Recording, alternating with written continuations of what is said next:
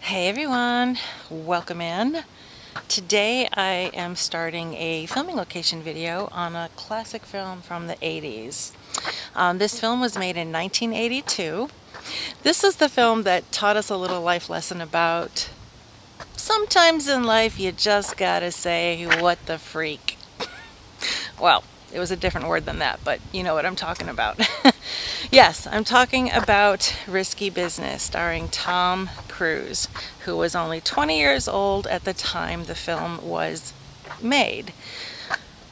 Since he was 20 and they were trying to make him look like a teenager, what they did is they put him through a very rigorous workout routine and a very strict diet so he would lose a ton of weight in a short time. And then they made him just eat as many fatty foods as he could and completely stop exercising. And apparently that put a little layer of baby fat on his flesh and made him look a little bit more like a teenager back in the 80s. So that was how a 20-year-old Tom Cruise looked like, I don't know, 18 years old, 17 years old, I guess. Yeah, and most of that movie was filmed right here in the Chicago suburb of Highland Park, Illinois. I'm standing on Linden Avenue, right in front of the Joel Goodsen residence. So I'm going to turn around and show you. It's a beautiful home. It has undergone a lot of renovations since the movie was filmed, but it's still quite recognizable. So let me show you. Well, you can kind of see it right behind me. There it is. Just take those old records off the shelf. I sit and listen to them by myself. Today's music ain't got the same soul. I like that old time rock and roll. Let's take a look. So this is it. This is the Goodsen residence right here in Highland Park, Illinois. As I mentioned, it's undergone quite a bit of renovations since the film, but this is most definitely it. It is here on Linden Avenue. Beautiful, quiet street in the northern suburb of Highland Park. So this is the house, and the first time we saw it, Joel was riding home on his bike from school, and he kind of came up here across the lawn and disappeared and went over to the neighbor's house. The neighbor, you will recall, who was in the shower. As you can see, the neighbor's house does not look anything like the neighbor's house you see in the film. The exterior of the house that you see in the film is actually in Los Angeles. So this is the house where Tom Cruise skid on his socks into our hearts for the very first time, singing that classic song. That scene, by the way, was completely improvised. It was not scripted at all. All the script said was that he dances to rock and roll music, and that particular song was chosen. So we do see the house in quite a few scenes. We see it when he first arrives. We see it later when he pulls out of the garage. We see it when the girls are coming and going. So see it from a few different angles. We see it at night, see it from across the street. But this is the Goodsen residence from Risky Business. Now the inside of the movie, it was not filmed inside the house. I'll walk over here. It was filmed on a set, and that set was built inside the new Trier West High School in Winnetka. So it was only used for the exteriors, and the set was only one story, so those stairs that you see, they went nowhere. So originally, Risky Business was going to be titled White Boys Off the Lake, and that is because it's filmed largely in Highland Park. Most of the story takes place in Highland Park and in Chicago, and the writer-director, Paul Brickman, he grew up in Highland Park, and so being so close to the lake, if you look it up on a map, you'll see Highland Park is very close to Lake Michigan in Chicago. That was the working title, White Boys Off the Lake, because, you know, it was kind of perceived that all the white boys that live in these prestigious suburbs were, you know, wealthy, maybe a little entitled. So that was the working title. But at some point it changed to Risky Business. And in fact, there's a scene where some music is playing, and in the song, the lyrics actually say the words Risky Business, if you're paying close attention during one of the scenes. But really, Risky Business is just meant to indicate that sometimes in life you have to take risks. You got to take a chance sometimes in life. You just got to say, what the freak, right? So that's it. That's what that title was originally going to be, and how and why it got changed to indicate the story was about taking chances. You have to take chances in life to get what you want, to get where you want to be. There are actually, in the movie, you see photos of young Joel Goodsen in the house. Those are actually photos of young Tom Cruise. They are actually really him. And also, the garage. When you see the Porsche pulling out of the garage and you see two people in it, and the Porsche actually stalls, well, it wasn't Bronson Pinchot in the passenger seat. It was Sean Penn. Sean Penn and Tom Cruise had become pretty close during the filming of Taps, and he happened to be in town filming another movie at the same time Risky Business was being filmed. And so he would visit the set often. Anyway, Sean Penn was in the passenger seat as Tom Cruise backed the Porsche out of the garage, and as you recall, the car stalls out. Well, that was not scripted. Apparently, Sean Penn was making Tom Cruise laugh so hard that he just kind of stopped paying attention, and he caused the car to stall out. So that is how that moment in motion picture history came to be. It's all Sean Penn's fault. Couple other fun facts. So the director apparently was not initially sold on Tom Cruise. There were quite a few other actors that he had considered for the role. Got some notes here, and that included John Cusack, Nicolas Cage. I can see that. Nicolas Cage, he can do anything. Michael J. Fox, Tom Hanks. He wasn't sold when he first met Tom Cruise. He was like, this guy? But he came back in for a second audition when he was actually working on The Outsiders, and he came in kind of in a denim jacket and a chipped tooth, and I guess he gave off a totally different vibe, and Brickman was sold, and so Tom Cruise got the part, and the rest is history. He had already done other movies. Risky Business was not Tom Cruise's first movie, but it was the movie that made him a star. It was the movie that made him a household name. And it all started right here, Highland Park, the Goodsen home. So there were two other actors that were considered for the role of Joel Goodsen. One of them was actually Rob Lowe. So I recently did a video on Dumb and Dumber filming locations in which I mentioned Rob Lowe was considered for one of the parts in that. And I was saying how I just couldn't imagine Dumb and Dumber with Rob Lowe instead of the actors that were chosen ultimately, Jim Carrey and Jeff Daniels.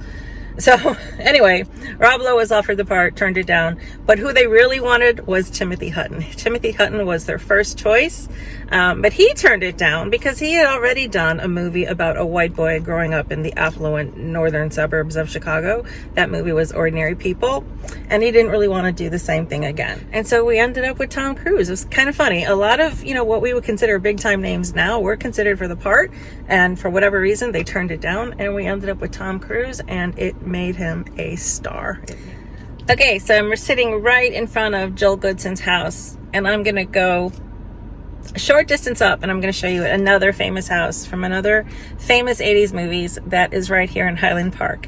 This house was not in Risky Business. This house was, like I said, another famous movie. We'll see if you can recognize it. But I just wanted you to see how close Joel Goodsen lives to this other famous movie character from the 80s. So here we go. All right, so we are leaving Joel's house, coming down Linden Avenue here. Beautiful street, huge trees, beautiful houses. I think the Goodsen family was doing pretty well for themselves to be able to live here. All right, we're gonna come to this street right up here, and we're gonna make a right turn, right where you see that stop sign. Make sure there's no cars coming. And you see a little bit of a bridge here, and that's because there's a bit of a ravine down there, a really big ravine.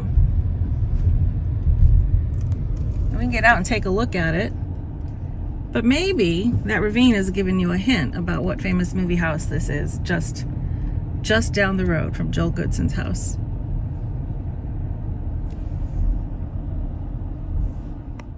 This is actually the home of Cameron from Ferris Bueller. And back there through the trees is the garage that the red Ferrari backed out of and crashed down into this ravine here. This is it. Cameron's father's garage that housed his prized Ferrari. So this is the home. Looks like the homeowners are home, so I'm gonna try to be very quick and respectful here. This is actually an underground garage that has been built since the movie. Obviously, at the time of the filming, the car was parked in that building in the back. But since then, I think that's been converted into something else, and they can park their car in that underground garage. But this is Cameron's house. There was a scene where he's sitting out front of the house in his car, where they're about ready to go off on their big adventure. And of course, there's a lot more scenes filmed in the back, you know, in the building where the car was. The Ferris Bueller right here. Cameron and Joel Goodsen were neighbors. I know, this is a risky business video, so I'll get back to that, but I just thought it was pretty cool and I wanted to show you. So, as the movie begins and Joel is recanting his story about his recurring dream, he talks about this dream where every day he rides home from school, you know, gets to his house, and then walks across to the neighbor's house. And when he goes inside the neighbor's house, there is a beautiful woman taking a shower. And she looks at him and beckons him to come join him. But it's just a dream. So, as I've shown you, the Joel Goodsen, the Goodsen residence, is in Highland Park, Illinois. And when he rides his bike home that day, he is on the lawn of that property in Highland Park, Illinois. And when he crosses to go to the neighbor's house, it's not in Highland Park, Illinois. It's actually out here in Los Angeles, California, in the Hancock Park neighborhood. This is the house of the neighbor taking the shower in Joel Goodsen's recurring dream. Now, it was only used for the exterior. The interior scenes were, of course, filmed on a set, so it was only an exterior shot that you only saw for a minute as he darted across the lawn and helped himself inside of this beautiful, beautiful home. So let me turn the camera around and give you a better look. This is it right here. This is the home out in the Hancock Park neighborhood of Los Angeles that was used to portray the exterior of the home of the neighbors of the Goodsens. It's only, you know, a couple thousand miles away out here in Los Angeles, but it is definitely a beautiful home, and it looks like a home that could be in Highland Park, Illinois, definitely. So why they did not actually use a real neighbor? All the homes in Highland Park are quite beautiful. Any one of them would do for me. They chose to use this one, so don't know why that might have been. But this is it, the home of Joel Goodsen's neighbor. You can remember seeing Tom Cruise entering through that front door right there. The one and only Tom Cruise right here, right on that step. So that is it. One final look at this beautiful property out here in Los Angeles. And I will be on my way. Hope you enjoyed seeing the Goodsens' neighbor's house, even if it isn't in Highland Park, Illinois, and most of the movie was. The next thing we see is Joel and some of his friends. Miles, played by the amazing Curtis Armstrong, and some other buddies. They're all playing cards in the basement of a house. And when they're done playing cards, they walk out. And that is when Curtis Armstrong, who plays Miles, delivers that famous line about, sometimes you just gotta say, what the... So this is it. This is the house where the boys are all playing cards in the basement. And when they're done playing cards, Joel and Miles come out and they're walking down this driveway. They're walking towards me and they're having that conversation where Miles is encouraging him to, you know, let loose a little, have some fun while he's got the parental abode all to himself, which leads to Joel going home and turning to the white pages, looking for some female companionship, which of course introduces us to the beautiful Rebecca de Mornay. But this is the house, and as they're walking out, you see a little bit of this house over here. However, this house has been drastically remodeled since. It's added a second level.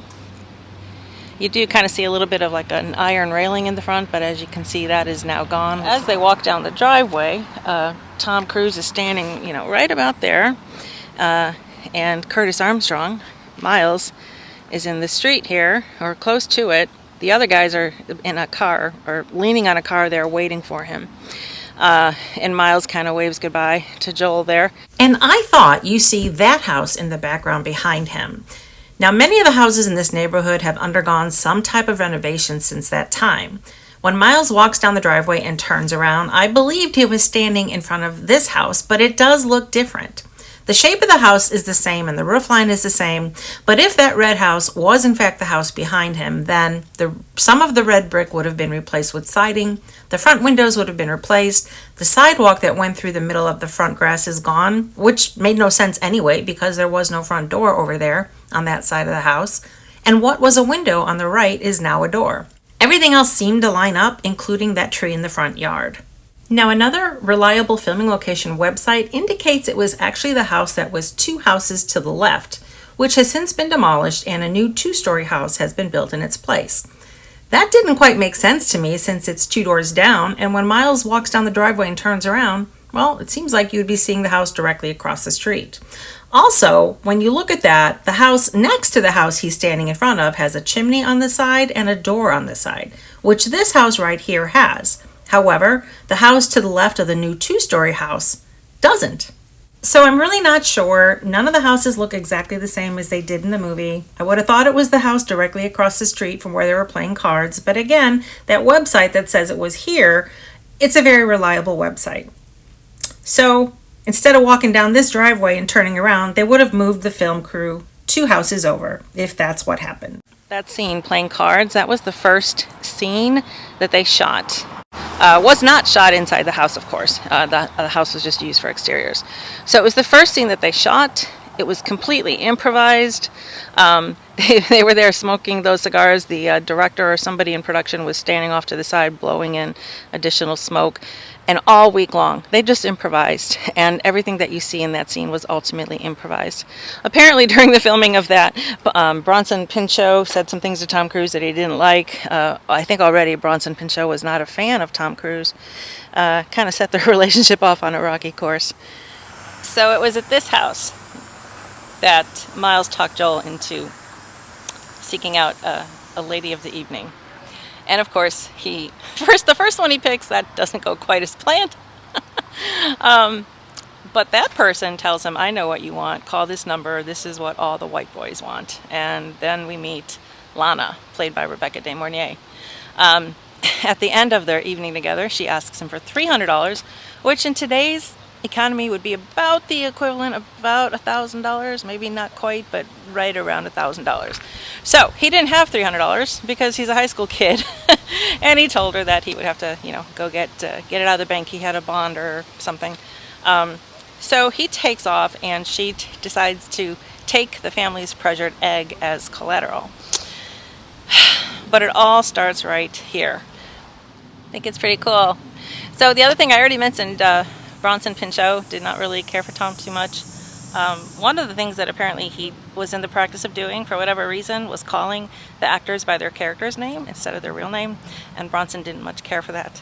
But since I brought up Bronson, I thought I would mention this was actually his first film. This was his film debut, Risky Business, and it was also the film debut for a wonderful actress by the name of Megan Mullally from Will and Grace fame and lots of other things. You see her very, very briefly during the, shall we say, house party that Joel arranges with Lana and her friends. You see her briefly in a little pink negligee with a cigarette hanging out of her mouth. Very briefly, if you blink, you will miss it. So that was Megan Mullally's film debut in Risky Business, in case you did not know that. So that's about it. The house where they've played cards, or rather, I should say, to be more accurate, the house they exited from after playing cards. So I got to give a shout out to Chaz Dempster for finding this one. I scoured and scoured and scoured Google Earth because this house had a very clear, I believe it was 492 on it in the clip if you zoom in. So I searched everywhere in Highland Park for houses with the address 492, and I did not find anything. And well, now I know why, because they completely remodeled it and it's a 2-story house. So this house, there is no mistaking, this is the house where they played cards.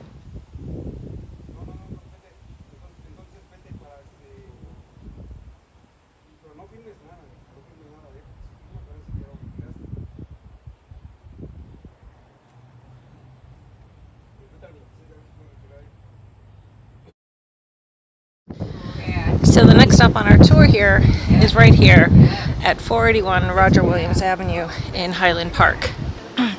So at the time of filming, this was Sheldon's Grill.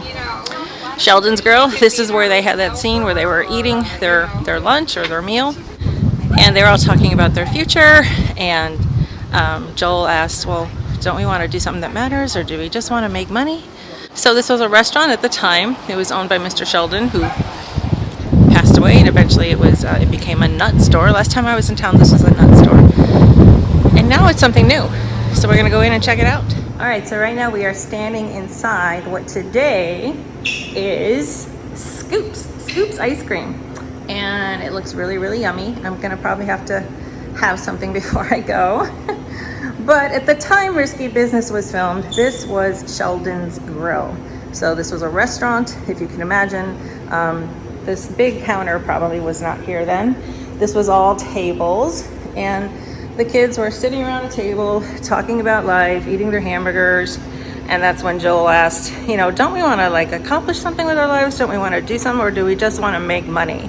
And of course the other boys go, yeah, we just want to make money.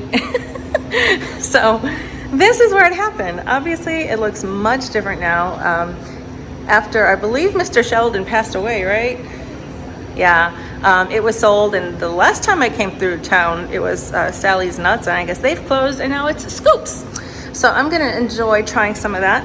But let me just turn the camera over here and show you. It's no longer there, but right there, that is where the window was. And Mr. Sheldon put the food through the menu for the waitress to grab and deliver. And that was actually him in that scene. That was actually Mr. Sheldon. So the window appears to be blocked now, covered up with some wood. But that's where it was. This is where it happened. Sheldon's Grill. And now Scoops. And that front door, it may be a different door, it probably is, but it was in that spot. That is exactly where the front door was. So that's it. All right, so our next stop is actually down here in downtown Highland Park. After Joel has the night with Lana and, doesn't have the money, discovers she has stolen the egg, he arranges a meeting with his good friend Miles, who was the one that encouraged him to dabble in the dark side. And their meeting takes place right here.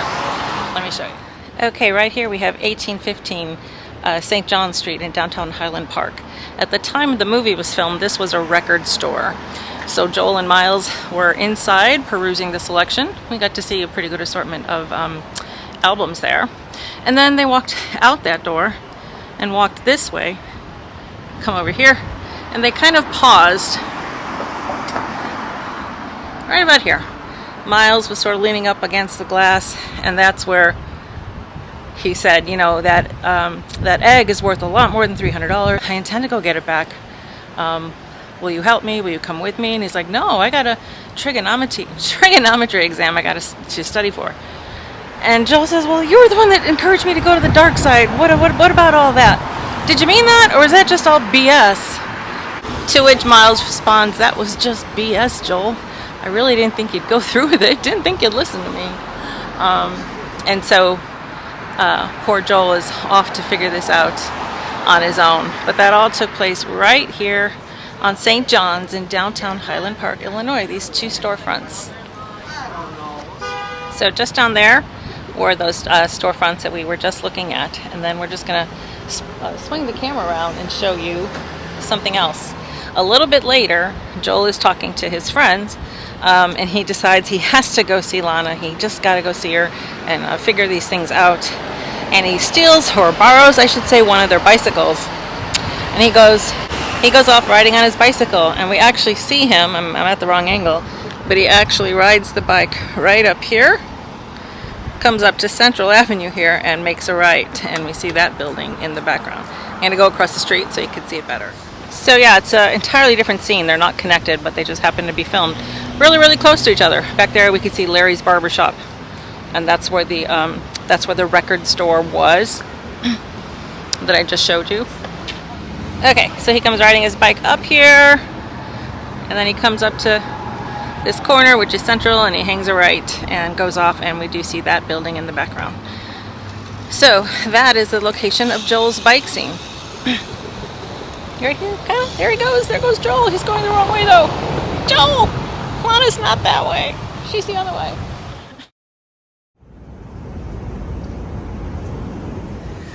So right now we are in the Palm Court restaurant inside the Drake Hotel. So this is the area where Joel and Miles were sitting, having their very expensive beverage. But it's been completely remodeled. The furniture is completely different. Oh, it's so beautiful. Anyway, our boys, Joel and Miles, are sitting somewhere over here. No way to tell since all the furniture is different and the decor is different, the walls are different, everything is different. I feel like you might see a little bit of a frame of that door back there, way in the background of the shot, kind of out of focus. But somewhere over here is where they were sitting.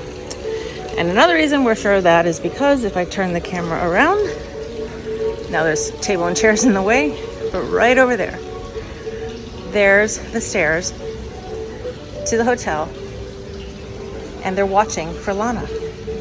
And they see her come up those stairs, and she's talking to a man. She comes up those stairs and she's talking to a man right about there. And it is there when they make eye contact with her. They see her, she sees them, and Joel has accomplished his task. He knows that she's seen her, he knows why he's there, he wants his egg back. Right there in the lobby of the Drake Hotel. Doesn't look a whole lot different down there, different colors, but... So yeah, so there was their view. There we go. They were probably sitting actually, maybe right about there even. Hard to tell, really hard to tell. Could have been sitting right about there. Joel and Miles. Lana and customer, or Lana and gentleman. So this is where that was filmed, at the Palm Court restaurant in the Drake Hotel. This is actually used for tea service. They have afternoon tea service here on certain days of the week. So after Joel and Miles have their very expensive beverage inside the Drake Hotel, and Joel makes eye contact with Lana, the two of them start leaving. And they walk out these doors kind of towards the camera. And Miles is like, we came all the way out here for that. And Joel said, yeah, but at least she knows we're on to her. And then Lana comes running out saying, can I talk to you? Can we talk? And the Porsche is there. She says, can we get in the car? She's not very happy with Guido. She's not really happy with the way things are going, and the representations she is receiving. She says, can we go for a drive? Let's talk. Let's get in the car. Let's go, go, go.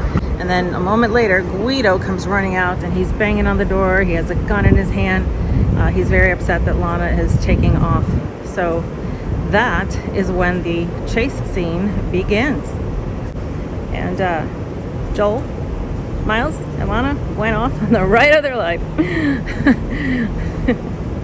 At least the ride of Miles' life. He was not enjoying that. Right here at the Drake Hotel on Walton Street. Okay, so after that little conversation takes place right outside the Drake there, Joel and Miles and Lana are now in the car. Guido is pounding on the window with his gun. Lana saying, drive, Joel, drive. Guido saying, Lana, Lana. He's not very happy with her. So the Porsche takes off. And then the next thing you know, we see over here, there's this garage. We see Guido pulling out of this garage here. The garage looks exactly the same. The little space next to it, the window with the awning, looks exactly the same. It's a different business. I believe it was a bookstore in the movie, and now it's something else. But other than that, and these windows up here on the right, everything looks exactly the same. So Guido comes tearing out of that garage. He comes down this road here, East Walton Place. Let me zoom back out so you can get that frame back. And there we go. He goes tearing down that street, and when he gets to the intersection where the green light is, he makes a right turn.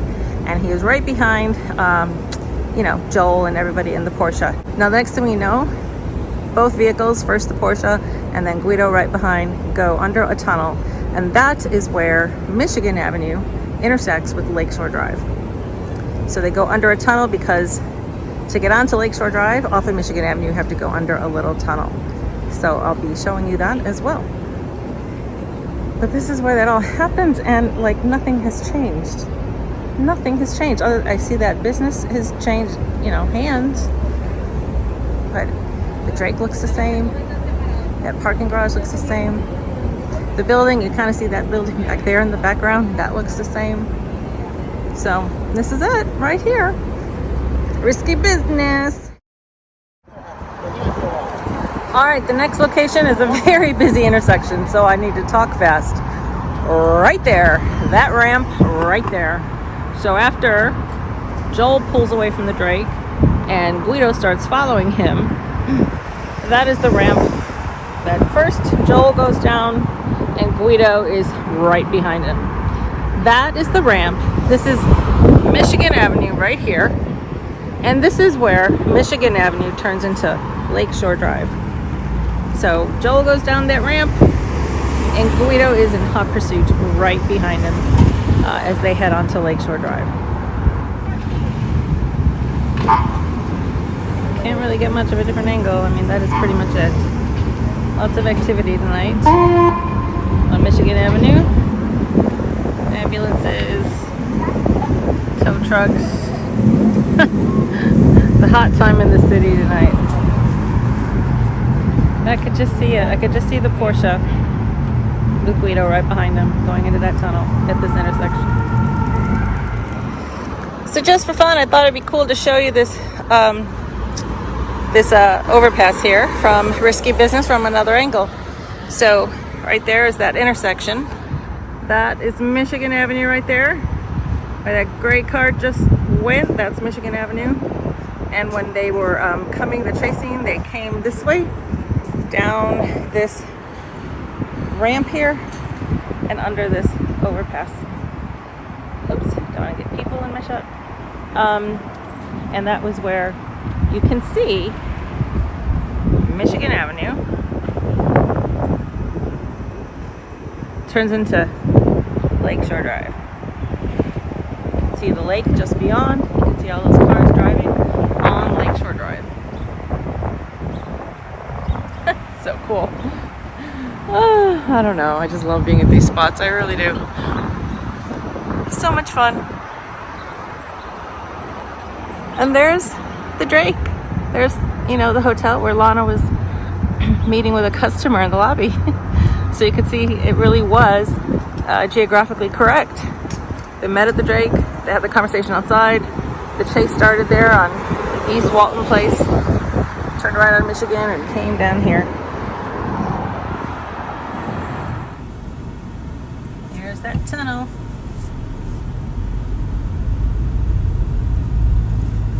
Here we go. I gotta get away from this Guido guy chasing me. Oh no. No, we gotta get away. Whew. There he is in my taillights.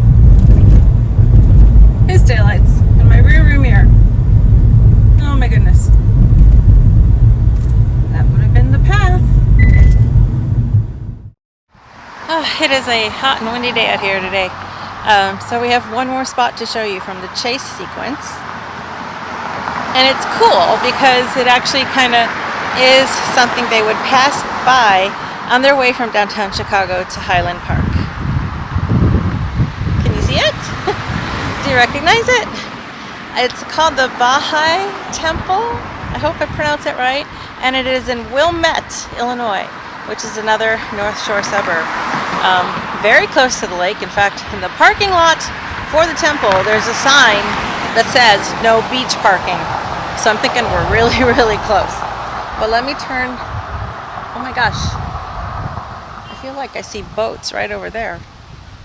I don't know, I'm a little turned around. But let me show you the temple. But there's the temple, and in the scene, you see them coming up this road. You see first the Porsche, and then, Guido in the car behind them. It's a night shot. You can see this wall. You can see this large clump of shrubs in the shot as they're just coming this way. Now there's a parking lot here, but you don't see that in the shot. It is nighttime after all, so maybe they were able to camouflage it. But this is pretty much it. This is the Baha'i Temple. They're driving by. They're coming from Chicago this way towards, Highland Park. Now the next thing you know, they're passing under that viaduct. It's They literally pass by this temple, and the next thing you see, they're going under the viaduct. Well, the viaduct is in Highland Park. It's about maybe 15 minutes away from here. So this is something that is a little bit separate from all of the other locations that I've shown you.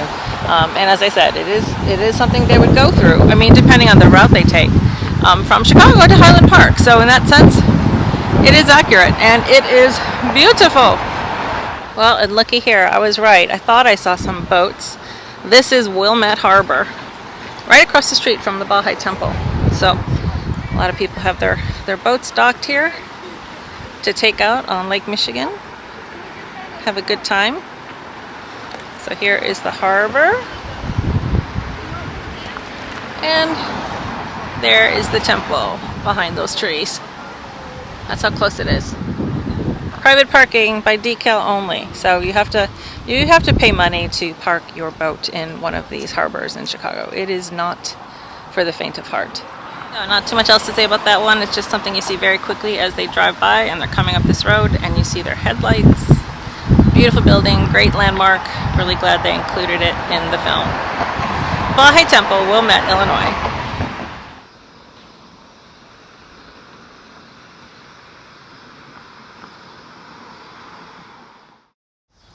Okay, so I am still in downtown Highland Park. Maybe you can see what's behind me. While the chase is going on, there's a scene where they go under a viaduct, and that's that viaduct right there. I'll turn the camera around and show you. But I'm going to also show you just how close everything is to each other. It's really incredible. So let me turn the camera around and show you. It is a Saturday afternoon. Traffic is kind of heavy. But, I mean, there's not much to say about a viaduct, right? That's the viaduct that they went under here in downtown Highland Park. What can I tell you? I don't have any fun facts. It's a viaduct. I don't know when it was built. But it is right here in downtown Highland Park. Right off that street with all of those quaint shops and everything. So I just drove around and came to the other side of the viaduct because I wanted to clarify something. The angle I shot it at before, that would have been the angle at which they were coming out of the viaduct, and then they would have made a right turn onto St. John's, so the opposite direction from where the record store and all of that was. So this is where they would have actually gone into the viaduct. I showed you where they came out, now I'm going to show you where they're going in. That's it.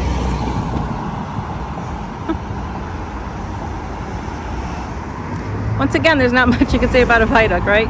But that is it. That's where the Porsche, right where that black car is, that's where the Porsche went, and it turned right just as that black car is about to do. So, I don't know, maybe that's Joel reincarnated. But that is the viaduct here in downtown Highland Park at Laurel and St. John's. Just now we're on the other side of it. You still see the Laurel sign. Now we're at 1st Street, and that street right there where that car is St. John's. So that's the viaduct. Hope you liked it. But I tell you, the places this hobby takes me. I'm now walking down an alley in downtown Highland Park, Illinois. Yes, you heard me correct. An alley. It's an alley behind a restaurant and behind a boutique. What is significant about it? Well, after Guido encounters Joel and Miles talking to Lana at the Drake, he decides to pursue them. So a chase begins in downtown Chicago at the intersection of Michigan Avenue and Lakeshore Drive. And then it ends up in Highland Park. Go figure. So during that scene, you see them pass a few things, and this alley that I'm standing in is one of them. In fact, you see them go through this a couple times, so let me show you. So here's the alley, and the first time we see the Porsche going through the alley, it's actually coming this direction. And then it comes over here, and it comes out. But they came out here, and they made a left turn, and they went up to that intersection up there. So we're going to go take a look at it. The other time we see it, well, we see it a couple times. When we first see it, we're seeing it, coming towards the camera. And then another time we see it, we are seeing it from behind. So it's a little bit more like that, a little bit further back, probably. As it's making its way out of the alley with Guido in hot pursuit. By the way, did you know they were considering Frank Sinatra for the role of Guido? Frank Sinatra. But they decided he was a little too old maybe to be playing this character, you know, that was chasing after young Lana. So that did not happen. Anyway, they came out this alley. We're going to go walk up there to see where they went. And they did go through this alley, I believe, twice. I think we saw them go through it twice in the movie. So if you could just imagine, in the summer of 1982, Tom Cruise was driving that Porsche down this stretch of road. Curtis Armstrong was in the back seat. Rebecca De Mornay was in the passenger seat. And I'll tell you, Miles was not happy. Miles was not happy. I think Lana was happy. I think she felt like she had been kind of rescued a little bit. So they drove all the way up here. We're going to get up there in a second. You can see what a quaint and charming town Highland Park is. Very, very nice. Very. Maybe I shouldn't even say quaint and charming. It's kind of a prestigious suburb, but I think it's quaint and charming. So, yeah. So they came up here, and you can see these Tudor buildings in the background as they made their left turn at this intersection. Right here. And there's the Tudor building that you see as they went on their way down Central Avenue. Now, as they're driving down Central, you do see them pass by a movie theater. That movie theater is no longer here. It's been replaced by a new, more modern building. Not even sure what the nature of that building is, but the movie theater is gone. So that is it. That is the alley. They go up and down a couple times. That is the street they drive on. And I think they actually probably make this loop a couple times, if I'm not mistaken, coming up whatever street this is. Sheridan, I believe. Sheridan. And making that left turn on Central. So that's it. Right here. So before I forget, I know I mentioned Frank Sinatra was considered for the role of Guido, at least temporarily, until they decided against it. Another very famous, very talented actor that was considered for the role pretty heavily was the one and only Richard Dreyfuss, Matt Hooper from Jaws. But they decided against both of them. There's that alley. I know Miles was scared for his life, but Joel didn't care. Joel was not going to let Guido catch them. It's so weird to be standing here. It's so weird to be standing in all these places. Alright, on to the next. So we're at our next location, which happens to be the Deerfield train station. So after Lana has her falling out with Guido, well, the girls still got to make money, right? Girls still got to eat. So she comes here to the Deerfield train station to pick up one of her friends while Joel is in school trying to pass a test. By the time he comes home, Lana and her new friend have sort of set up shop, if you will, inside Joel's home. That doesn't last for long, though. While Joel's friends are really happy about that arrangement, Joel is not. So let me turn around and show you this. So if I'm not mistaken, Lana parks her car right there along that railing, which, as you can see, is not a parking space. This isn't even a parking space, but I parked there because there's no one around. So, but in the scene, pretty sure she pulls right up here. I don't recall seeing that, whatever that is, maybe a utility box in the shot. And we do see these railings, and she just walks up here.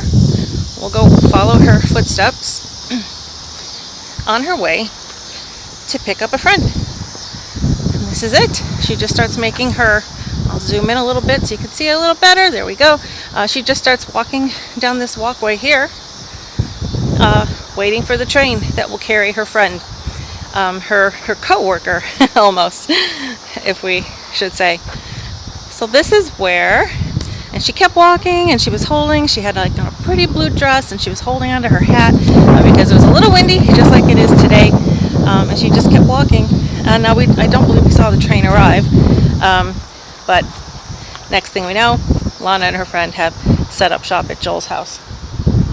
So while we're talking about Lana, I thought I would throw in a few facts that Sharon Stone actually auditioned for the role of Lana. You know, it might not have been Rebecca De Mornay, although I think she did a really, really excellent job with the role. Kim Basinger was offered the role or at least offered to read for it, given an opportunity, and she turned it down. She didn't like the script. Brooke Shields. I think you also see a little bit of this building in that shot, by the way. Brooke Shields, she was considered for the role of Lana, but she turned it down to focus on her education at Princeton. Can't blame her there. Now, Michelle Pfeiffer, she had just starred in the Grease 2 in 1982 that, wasn't so critically, wasn't well received. And she was offered the female lead in Risky Business 2. But for some reason, she turned it down, and I read during my research that it is the one role she has always regretted passing up.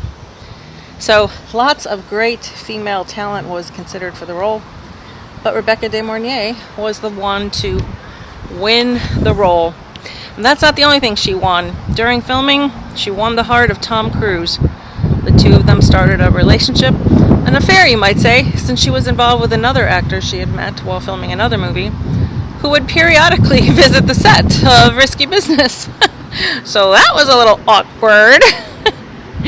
Anyway, there you have it, the Deerfield train station in Deerfield, Illinois, where Lana came, strutted her stuff down this little runway here, and waited for her coworker to arrive so they could get to work. Right here. It's crazy. Like it hasn't changed at all. That's what I'm saying. So much of this stuff just looks exactly the same. It's kind of mind-blowing. I could just kind of hear the theme song running in the back of my mind too. So that was a quick stop. On to the next.